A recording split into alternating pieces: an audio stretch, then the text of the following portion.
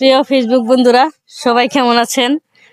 সবাই জানেন আমি একটি গভর্নমেন্ট ব্যাংকে জব করি, যার ফলে ব্যাংকের ক্লোজিং মাস উপলক্ষে কিন্তু আমি আপনাদের তেমন ভাবে ভিডিও আপলোড দিতে পারতেছি না, ভিডিও বানাইতেও পারতেছি না।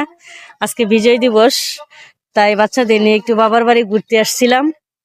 ঘোরার ছলে একটু ভিডিও বানালাম, আপনাদের দেখাই গ্রামের দৃশ্যটা কত ফ্রেশ, কত সুন্দর দৃশ্যটা আপনারা দেখতে পাচ্ছেন সবাই।